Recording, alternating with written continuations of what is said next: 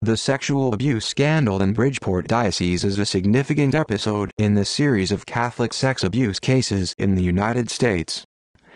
Supreme Court of Connecticut decision in May 2009, a decision by the Connecticut Supreme Court ordered the release of thousands of legal documents from lawsuits filed against priests accused of sexually abusing children. George L. Rosado et al. v. Bridgeport Roman Catholic Diocesan Corporation et al. South Carolina 17807. Archbishop Egan's legacy in 1993. During Cardinal Egan's time as Bishop of Bridgeport, 23 lawsuits were filed against the diocese, alleging sexual abuse by priests. The 23 claims were settled in 2001, which was 1 year after Egan left the Diocese of Bridgeport after being appointed Archbishop of New York. 5 priests were evicted from the ministry.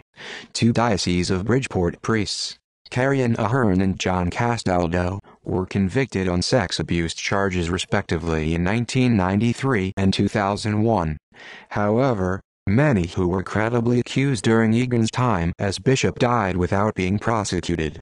In April 2002, in a letter read out at Mass, Cardinal Egan apologized, saying, "If in hindsight we also discover that mistakes may have been made as regards prompt removal of priests and assistance to victims, I am deeply sorry."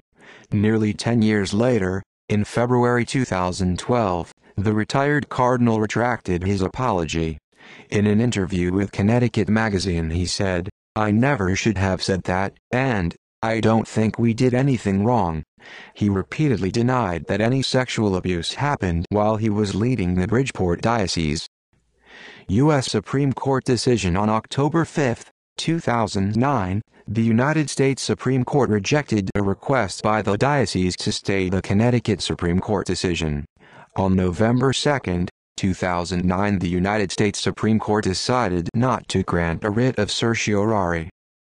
Subsequent events: Bishop William E. Lowry has opposed legislation by State Representative Michael P. Lawler and State Senator Andrew J. McDonald that would remove control of the diocese from the bishop and place it into the hands of laymen.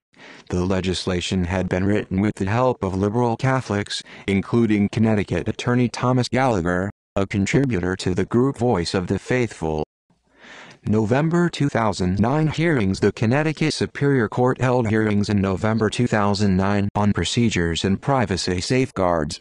The court ordered that the documents be released on December 1, 2009, in CD form, to be given to the 4 newspapers: The Hartford Courant, The New York Times, Boston Globe and Washington Post, that had originally filed a lawsuit seeking to force the diocese to open the records to public inspection. The diocese has provided background and a statement on the suit and its status. October 2019 judicial report: in October 2019, former Connecticut Superior Court Judge Robert Holtzberg released the results of his investigation, commissioned by Bridgeport Bishop Frank Caggiano, into the diocese's handling of accusations of sexual abuse by its priests. Holtzberg found that all 3 of Bridgeport's bishops over 40 years had consistently failed to fulfill their moral and legal responsibilities. Holtzberg found that Egan took a dismissive, uncaring, and at times threatening attitude toward survivors. He characterized the bishop's behavior as profoundly unsympathetic, inadequate, and inflammatory.